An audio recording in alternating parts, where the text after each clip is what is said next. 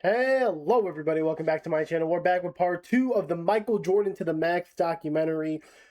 Part 1 was probably one of the greatest Michael Jordan documentaries I've ever seen in my life.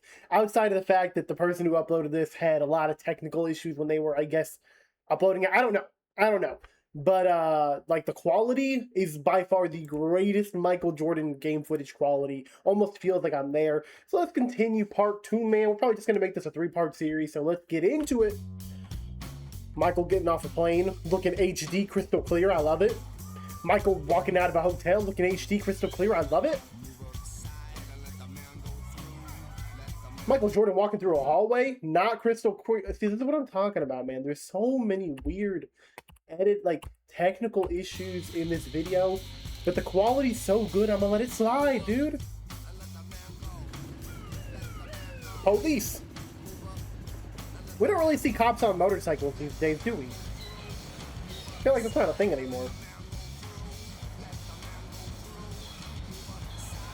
Let the man go through. Yeah, let the man go through.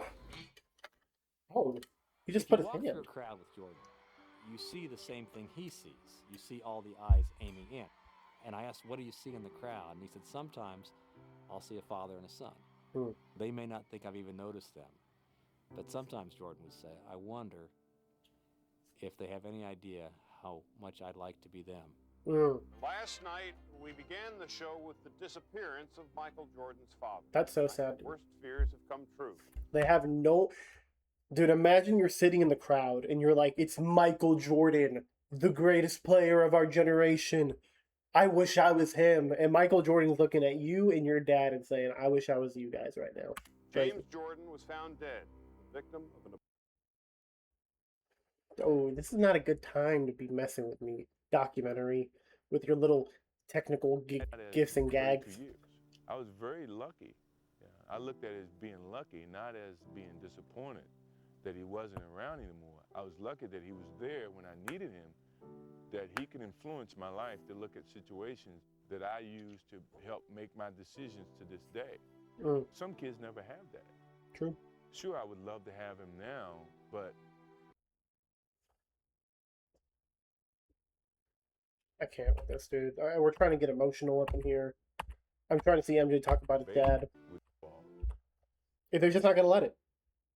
Let it! I played baseball, and he felt that I could play baseball and do it with the same conviction and attitude that I played basketball. Every day, the first person there before the sun would be Jordan. And he was there because he wasn't good. He would work with a batting instructor and work all day long and be the last person to leave every night also. Strike three! Money's no damn usual, but he's trying. Say hey, he's no Willie Mays, but he's trying, man. That's cool. What he did teach me was, don't be afraid to try.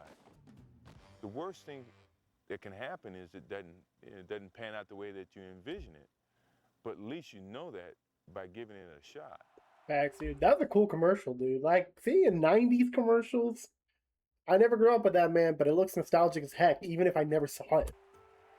People were basically saying that I didn't have no reason being in the sport, and I was degrading the sport. Dang. When those negative things start to happen, the only thing, I wish my father was there to give me the positive reinforcements that I needed. I asked him what it was like for him in the morning. Degrading the sport feels a bit excessive, man. Why are people so toxic? And Jordan said, I get up before the sun comes up, and I make myself some breakfast by myself. He was down there alone. And I get in the car, and I'm driving to spring training, and there's no one really out on the roads yet. And I look at the seat next to me, and I see my dad. And I talk to him. I think to myself, Pops, we're doing this. We're doing this together. So sad, man. And the day would end, and he would say to the batting instructor, can we do a little more? I think I'm getting this. I think I'm learning this. I think I'm getting this. And that's when Sports Illustrated put him on the cover, saying that Michael Jordan has embarrassed baseball. Dang. And as I would watch him there every night as the sun was going down and the other ball players had left, and I would see this guy working to get better, Michael Jordan working to get better, I couldn't help thinking, that if you ever have children, you ought to pray that they grow up someday to embarrass you like this. Great way to put it, man. That's crazy. They're saying he's an embarrassment to the sport. They just looking to hate for whatever reason, man. The media is so toxic. Even today, man, it's just as toxic. What's cool, though, is like, I hear a lot of people today be like, ooh, Jordan wouldn't survive the current media. They flamed him back then! Brutally! The experience itself kind of gave him a blessing of coming back to basketball and understanding the gift that he'd been given for this game that was so special. Sunset Jordan.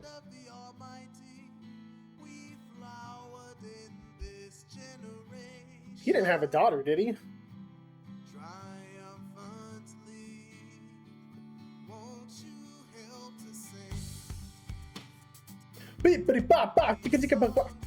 I'm singing over it so I don't get copyright strike.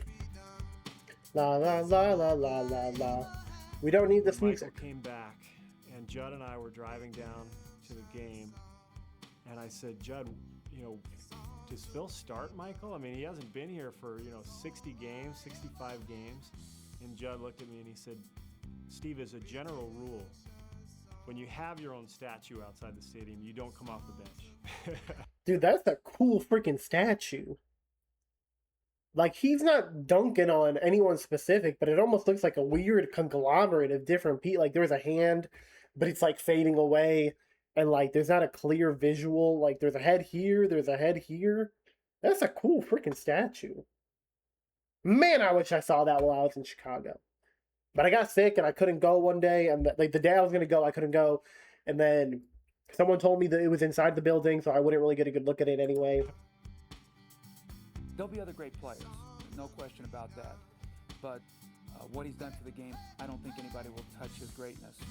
And that's why everybody's holding on here in the finish to just be a part of, if this is the last run, everybody wants to be a part of it and witness it.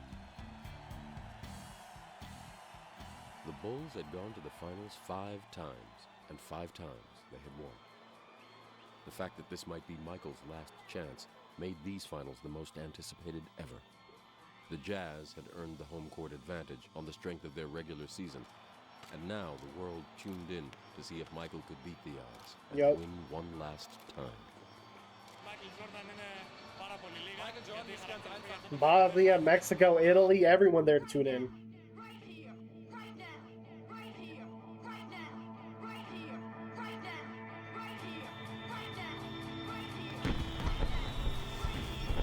Yo, they got indoor pyrotechnics at these games?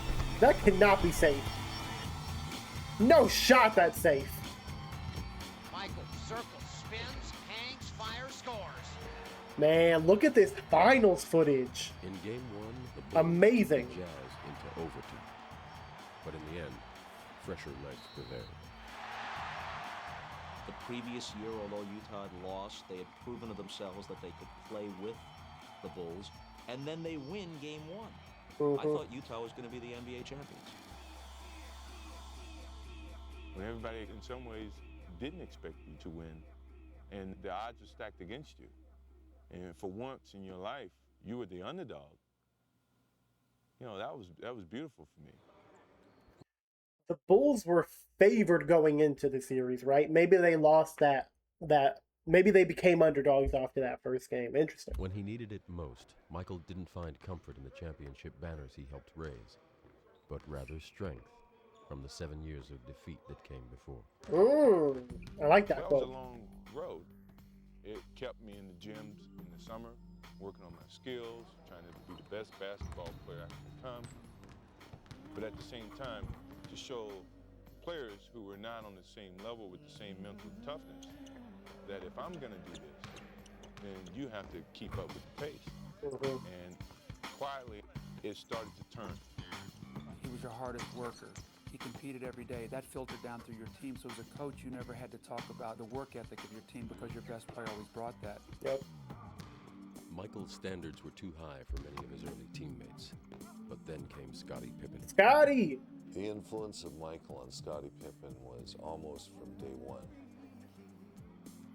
Michael kind of helped him get out there on the basketball court. I wonder, okay, so people always say Michael wouldn't have won without Scottie. I'm kind of curious what would have happened in Scottie's career without Michael. You know what I'm saying? Like, Scottie ended up being a 6-time champ. Let me look it up real quick. Scottie Pippen stats. Scottie ended up being a 6-time champion. We all know that.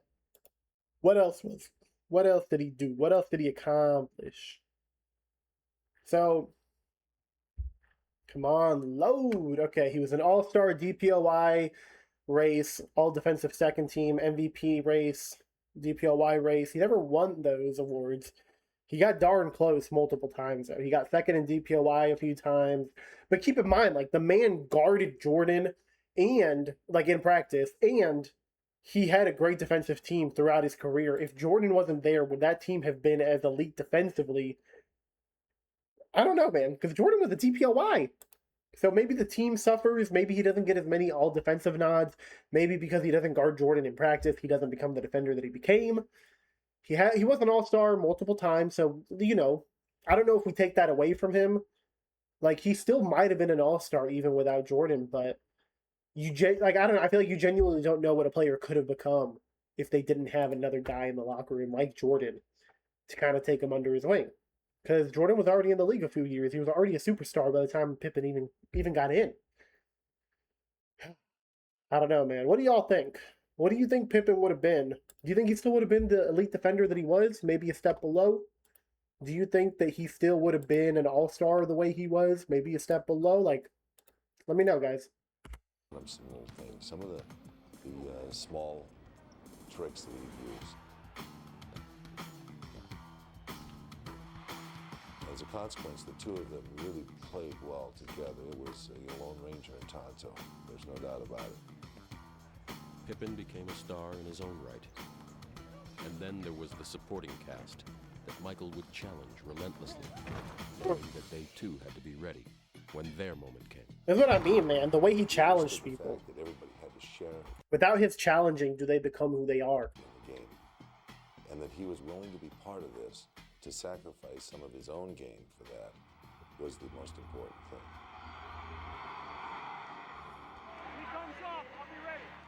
I've gotten a chance to play a lot and play a lot in big games. And I felt the pressure, I think, and didn't perform that well. And I learned how to play with Michael and how to hit big shots and how to relax myself in situations like that. Michael in traffic to Curl, 15-footer. Watch. What a great experience, you know, to go through, not just for basketball, but for the rest of my life, to know that I can face something that's pretty difficult and deal with it. If Paxson and Kerr miss those shots, what do you think happens? Do you think the Bulls still end up winning the finals? Did that sway it back to the other team? I'm kind of curious what y'all think. Like, how big were those shots? Back in Utah, the buzz was still about the Jazz's series opening victory. But by the time Game 2 had begun, Game 1 was history to Michael and the Bulls. Mood. Damn. If Michael enjoyed being the underdog, he never let his team feel like one. Jumper's looking so smooth. The flair and confidence of a champion. The Bulls won Game 2, and now the series would move to Chicago, tied at 1. Man, Jazz looked so cool back then with, like, the purple. I feel like the Jazz are just such dog water these days. I don't know. Like, nobody respects them the way they used to in the 90s.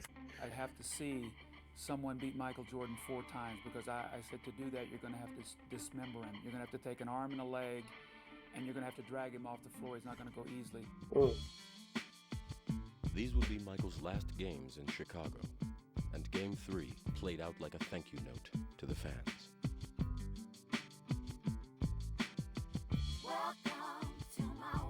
No, don't take away. No, stop with the copyright on music. Ah.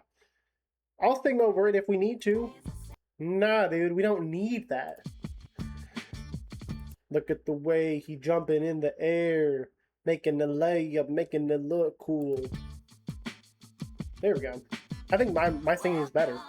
Oh, look at the way. Oh my gosh! Wrapped his arm completely around the man's neck. And he still got it in? Did he? I can't tell. Oh, now you're freezing up on me. Win in Game 3 was Go back. I missed some of the words. Chicago's 96-54 win in Game 3 was the biggest... 96-54 in Game 3. I forgot about that detail. It's just as shocking the second time around. 96 to 50, what was it, 53? Y'all, is this an indictment on how bad the Jazz were, or was this like a one-off? Because I've heard people say the Jazz aren't as good as a finals opponent as you'll see currently. Like, but shoot, man, scoring in the 50s in a finals game, a team would get crucified for that nowadays. How do y'all justify this? Like, y'all who support Michael, y'all who say he faced good competition, how do you justify scoring 53 points in a finals game? Out in NBA Finals history. Were the Bulls just that good? Games away from the title. Or were the Jazz not as good as people claim they are? People have said a lot of things about our physical tiredness, but our mental toughness is there, and I don't think that should ever be overlooked. Okay, here we go. Man, After the dominating footage. Game 3, the Bulls' physical resilience would be tested in Game 4.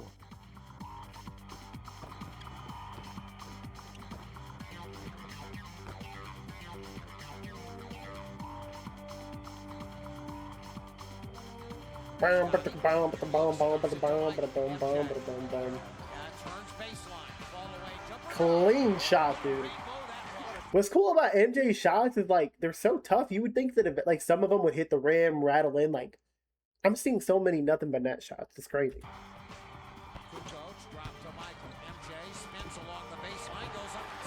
Beautiful. Looking. Luke to Michael. He catches. 2 dribbles, spins in, scoops, and scores. So good. Another win for the Bulls. 3-1. The countdown to the championship had reached 1. Dang. Boom. Yeah, we're gonna. Do you still feel like you guys are the underdog? No, we're in the driver's seat right now, and we just have to come out ready to play next game and try to put it away. Y'all still feel like you're the underdog. That's funny. That's funny. Imagine being proclaimed an underdog and then taking a 3-1 lead. Right after being proclaimed that. Oh, that's crazy, dude. I'm going to leave that video right there. We'll come back with part 3 tomorrow. Hope you'll have a great day, night, whatever time of day it is for you.